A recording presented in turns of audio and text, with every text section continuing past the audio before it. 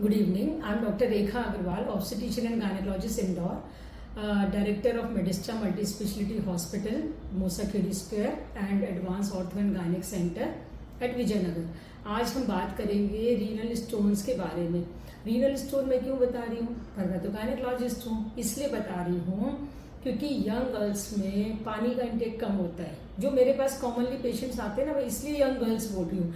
ये होता हर एज में है, पर क्या होता है, ये यंग गर्ल्स जो कॉलेज गोइंग गर्ल्स हैं या ऑफिस गोइंग वीमेन हैं, ये पानी का इंटेक कम रहता है, ठीक है, और कॉमन टॉयलेट्स वगैरह यूज़ करने पड़ते हैं। इसकी वजह से एक तो यूरिन इन्फेक्शन ज़्यादा कॉमन होता है इन पॉपुलेशन में, और दूसरी बात है वाटर इनटेक कम होने की वजह से, डाइटरी पैटर्न खराब होने की वजह से यूरिनरी स्टोन्स बहुत कॉमन है।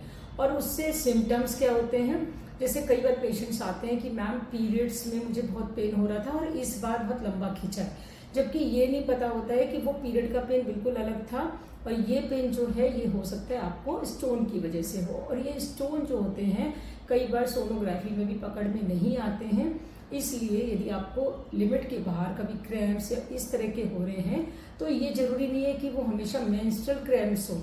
आप एक बार इवेल्युएट करा लो, दिखा दो, क्योंकि उसका ट्रीटमेंट बिल्कुल अलग है। अदरवाइज आप सफर ही करते रहोगे।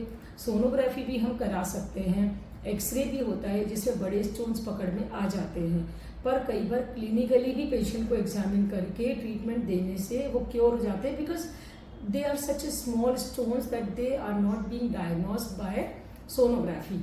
वो डिटेक्ट ही नहीं होते हैं और उसका ट्रीटमेंट हम देंगे तभी पेशेंट को रिलीफ मिलेगा। Thank you so much.